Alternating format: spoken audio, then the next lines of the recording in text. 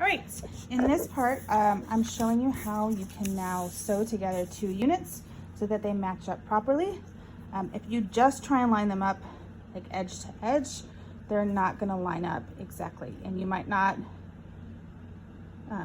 line up the seams that you really want to. So for this, I use pins, and I will flip them, put them right sides together, but I'll find at the minimum, I'll put pins in each of these corners. Sometimes also if there's like an intersection that I want to make sure lines up between 2 of them, I'll put a pin in there. So I'll do it on this one first. I'll put pins in those locations. So you see, when I say put in pins, I actually just like poke it straight through at the locations where it's important. So in this case, it's the corner of that triangle, and then the 2 edges I want to make sure match up. Now I'm going to take my other piece and I'm going to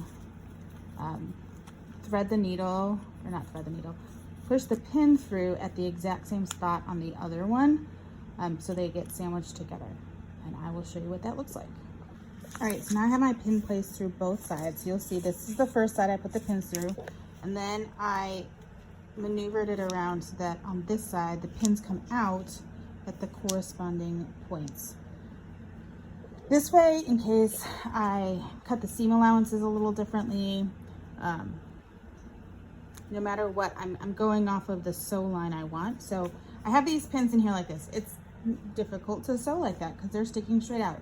So usually at this point,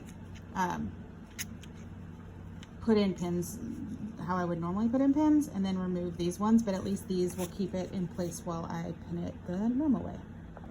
All right, so I've pinned it straight while I still had those 3 in, and then once I had these pins in holding it, I took those pins out, so now it lays flat and I can bring it to my sewing machine.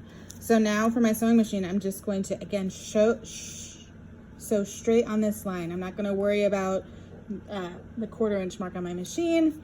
I'm just going to sew down this line because we matched it up already. And now you can see I've sewn it. I've sewn straight down this line, connecting these 2. Again, I have a shortened stitch length, and I also back stitch to lock the ends of each of the sides. Now I can go and press it open. And you can see that my triangle points match up pretty close. Close enough that I don't think from far away you'd notice. But that way we have pretty straight edge up here, and we meet where we intend to at the bottom. And that's how I sew 2 units together.